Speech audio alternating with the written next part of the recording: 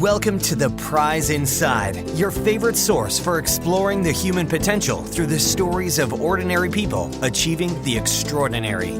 These aren't just people exceeding physical limits. They're doing the impossible, and they aren't done yet.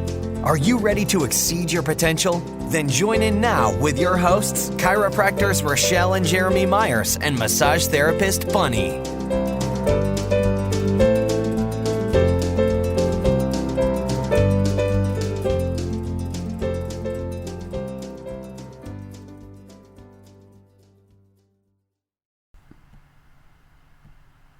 Welcome, everyone, to The Prize Inside, where we learn about ordinary people doing extraordinary things.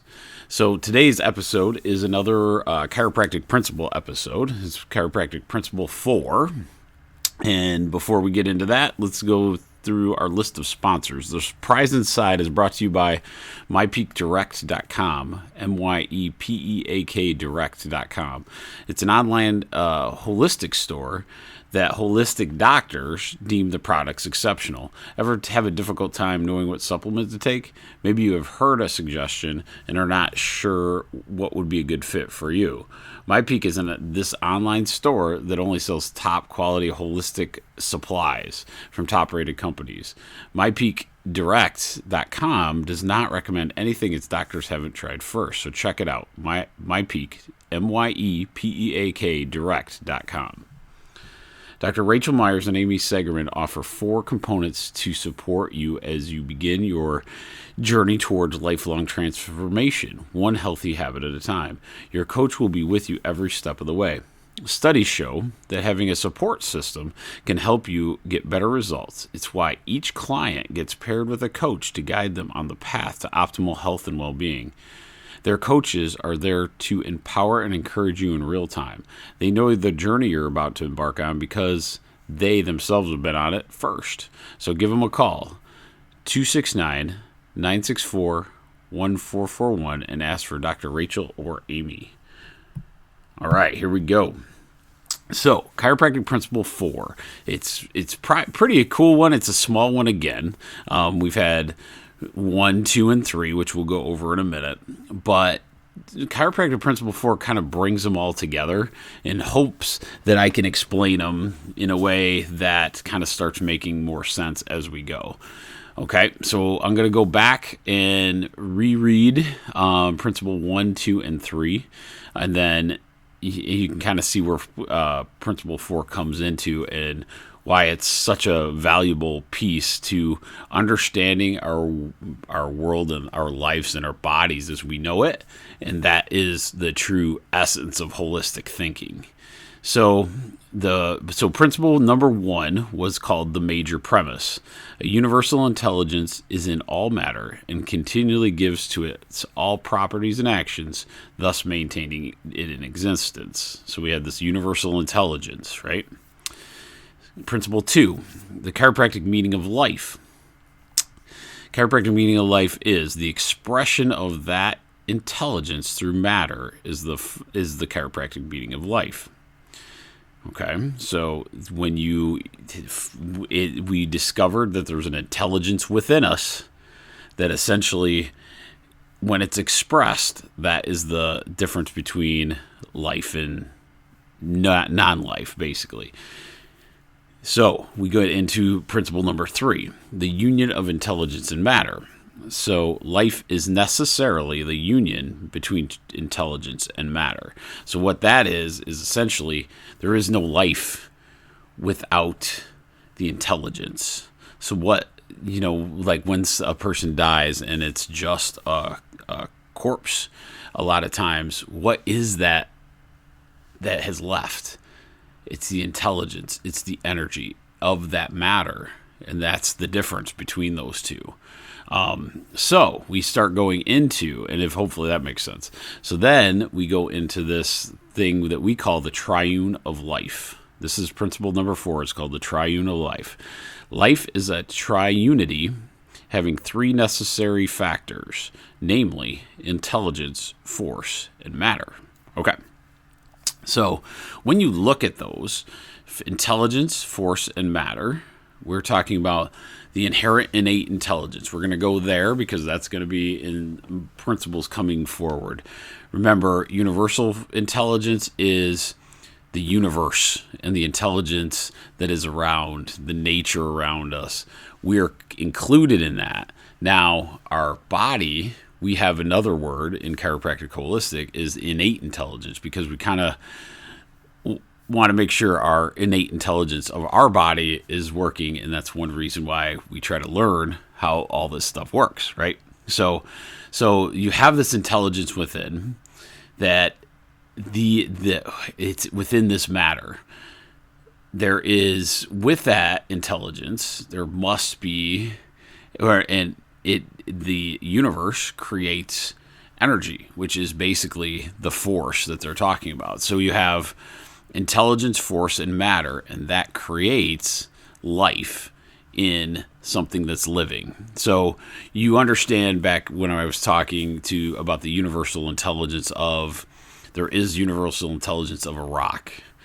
There's universal intelligence of, the law of gravity, let's say. So those type of things are physical laws, basically. So what makes life different? It's energy, right? So energy makes that difference. Energy, soul, there's a lot to that as we dive deeper. This is kind of a simplified one without getting into the spiritual aspect of things. But you have this innate intelligence. The intelligence is this coordination. It's anything that is organized. You have to in our holistic world deduce that there's an intelligence behind it. It wasn't a random act of chance, those kind of things.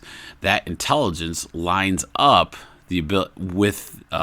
uses the matter to create force. So this goes back to my part-time physiology days, but there's these little cells that you use called ATP, and it's a chemical creation throughout your body, and then we actually burn that and break a chemical bond that actually creates energy within our body. And so we do that all the time to create movement, to create everything of your body. So that force, kind of think of it as the energy of your body, why your heart pumps, why you breathe, why all those are pieces of energy that come through. Okay. So why I get so excited about this is because when we've come to a new understanding to unpack the intelligence part. Okay, so we have this new growth of understanding in the intelligence, because we have this innate intelligence, but we really, back then especially, we didn't know, what this is all about. We had the pieces of an innate, it's still not really known because we don't understand the interactions of different things. Let me give you an example. So when somebody has a skin reaction, okay, so they have a skin reaction to a rash, or they have a rash on their hand, immediately, most people, because they didn't learn it or anything, they kind of panic and find somebody, maybe a doctor or somebody, that says, what do you think this is, right? So in a holistic approach, you may not do much different, but let's say you go to in a medical approach. A medical approach, maybe they just say, "Oh, here's some cortisone cream," and we get rid of the rash. A holistic approach to that same concept would be, "Oh, what is your intelligence telling you? What is your innate intelligence telling you? Did you touch something that's allergic to you, or that you're allergic to? Are you having numbness in the area? Did you go out in the woods? Things. Why did the intelligence of your body create this rash on your hand? Because that's what happened, right? So it's kind of this step back and start understanding this. My favorite example of this is when my youngest kid Lexi was a baby, and we'd always use the really good organic holistic laundry detergent for her onesies. So we had actually, this is Allie, I'm sorry, That's what happens when you get old. So this is Allie in the beginning, because we didn't really do many different things on laundry detergent as far as Rachel and I went. So we had the normal Tide, stuff for our clothes, and then it was called Dreft, I believe, but Dreft for the kids stuff. So we put the onesie stuff in there, and one day we accidentally threw one onesie in with the Tide. Okay, so once that occurred, we put the onesie on Allie, and she broke out in the worst hives I've ever seen. Like, she was just all over the place. Now, because of our holistic approach, that had never happened before. So what was different? What did we have to do? You had to deduce that her body is perfect, correct? That's what I want you to think. So why would she all of a sudden have this rash when she never had it before? So what did we do? We evaluate what she ate that day. Because we didn't know we had accidentally thrown that one in with the Tide, right? Of course you treat the rash that you would do, but there's more to that rash than just the treatment of it. So yes, it went away pretty quickly. She was fine. The next day she was doing really well. The difference was we wanted to continue to find what caused the rash, because you wanted to see the physiological, why did the intelligence of her body create this rash? So then we searched, and we finally figured it out, that we had put this one onesie in with the Tide. Now, I take it a step further. That was the last time we used Tide for us in general, because maybe our body had the adaptability to not create the rash. Maybe that is true, but to see it happen on a newborn like that, you go, whoa, maybe that stuff's not the greatest, right? Because her body's intelligence was telling that I don't like this. I'm going to have an allergic reaction to this detergent. So that changed us. Now we're all organic in our laundry, and we haven't really had any kind of issues as you go that way. But that's the difference in the thinking, right? So if I say, hey, here's my baby, had a rash. Okay, we go to the doctor. We get something for it. Rash clears up. All is well. That's the problem. That is the ultimate problem with health in general. We must be dogs on a bone. We must do that. You don't have to be obsessive and all this crazy stuff, but what you must do is discover, right? So we must try to find that process as we go forward, because it doesn't do us any good to just keep treating something. What if we would have just treated it, we would have never known about the Tide thing. And then later in life, let's say, we just start using that for Allie when she's in her teens. And then she gets these rashes, and we don't know why. And then we go down a different rabbit hole, and the complexity would get more, because now she's at school, and now she's doing this sport and that sport, right? So all of a sudden, that deductive logic saying, okay, this body is perfect, really starts making sense, especially when you say a trying of life like that. So what I want to get into is the new awareness, and that's one reason why my other episodes of podcasts, at first it'll be kind of complex, because it is a complex subject, but what epigenetics is all about, the ability of our bodies to change our genes. And a lot of times people think that is crazy talk, but it's very, very true. We have an ability of what they call conscious thought and subconscious thought. Okay? Subconscious and conscious are intelligent things. They're intelligent energy. They're a thing. They're a force. They create energy. One of the things that we're learning through epigenetics, which is before genes, right? There's an ability of our subconscious and our conscious to turn on and off genes as they go. This is not a pie in the sky witch doctor thing. This is real studied science. Epigenetics is out there, and it's amazing. So that's why when let's say when you're having a great day, your body feels different, because it creates an energy, right? So now what we've learned with the epigenetic piece, where it's before the genes or how we changed the genes, we have to even dive even deeper into the intelligence piece, like what we talked about with why the baby's rash.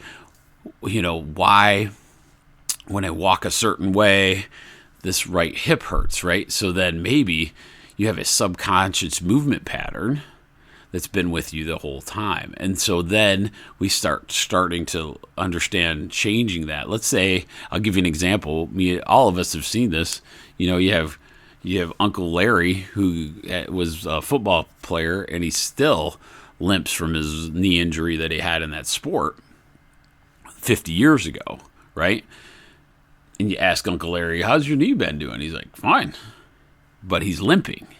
And it's a noticeable limp. But what if he had trained subconsciously now that is his new walking pattern? Does that make sense? So then we can actually change how all those genes are responding, because all of a sudden I can change his walking pattern, let's say, and maybe the arthritis in that knee doesn't show up as much. Okay, so that's the idea behind the triune of life. I want you to think that way as we go forward. But we have this new ability to go even deeper. How are we taking care of our intelligence, which is the intelligence of our life? How do we take care of that, right? So subconscious mind, conscious mind, all these things lead to genetic expression, good or bad, right? So that's a big thing.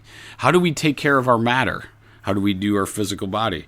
Do we beat it up every day? Do we is what we do physical and it's the same side of the body all the time? How do we take care of our force? This is interesting. So it's the integration of our environment day to day. So where is our energy being spent, right? So a good example of this is, I just played my nephew in this intense, it's called Call of Duty. Call of Duty is a very intense, realistic game.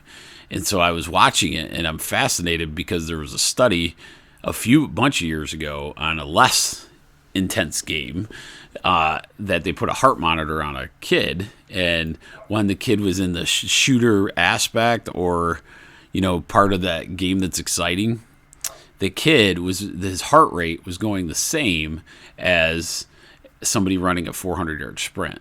So that should get our eyes open a little bit to all these different pieces. But what am I trying to say here when I say take care of our intelligence, take care of our matter, take care of our force?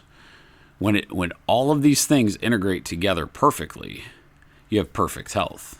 That's just a given. It's kind of crazy to think about, but if all things are equal, if our intelligence, if we had no subconscious programming behind us that led us down an unhealthy path, if we didn't have any subconscious addictions, if we didn't have subconscious movement patterns, if we didn't have those kind of things, then our intelligence is going to work perfectly. And then if our matter there's no limitation to the matter physically, let's say we have no injuries, we are very balanced in what we do, we don't, I'll give you an example. A lot of times my runners, I'll have people wanting to do a marathon and they'll start becoming injured as they go because they're not strength training at the same time. They're not balancing their physical body out to get this marathon going. So that's one. But you start having the breakdown of the physical body, which is another way. Okay, how do I not do that? Well, let's change up your training pattern. Let's ride a bike one day. Let's swim one day. Those kind of things. That's how you take care of your physical body. Take the interferences out of the way.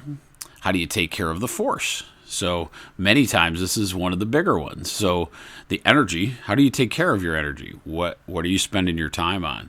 Are you spending time on negativity? Are you spending time sitting behind a computer slaving away and then your posture changes? Are there things that you can do every day self-awareness wise that could change that entire outcome. So when you start looking at those things, how is my intelligence, like how do I not interfere with the body's ability to give me what I want? And that is what this entire podcast is going to be about. You've seen people that have had major physical body injuries to the matter, and they go beyond anything that anybody dreams of. You have people that had negative energy forces upon them, like bad situation or, those kind of things, and they fight through those things, right? And so those are the type of things that really can change somebody's life when they look at the holistic concept. Because really, and I'll harp on this as we go, the real story of chiropractic and the holistic approach is self-awareness. Self-awareness, recalibration. What I mean by self-awareness is perfect body self-awareness. What is it like to be the best you can possibly be? And when you're not, what do you do about that? So that's the things I want you to think about this week. I'm pretty excited. This has been a pretty fun journey so far. I'm gonna repeat all of the principles we've been, with the final one being Chiropractic Principle 4. So you just kind of get them in your head and think about them for the week, okay? So remember, the number one, Chiropractic Principle number 1, the major premise is a universal intelligence is in all matter and continually gives to it all properties and actions, thus maintaining it in existence. Principle 2, it's called the chiropractic meaning of life. The expression of this intelligence through matter is the chiropractic meaning of life. Principle number 3, the union of intelligence and matter. Life is necessarily the union of intelligence and matter. And finally, this week's is Principle 4, the triune of life. Life is a triunity, having 3 necessary united factors, namely intelligence, force, and matter. Hope you guys enjoyed it. I can't wait to do next week's. Have a great one.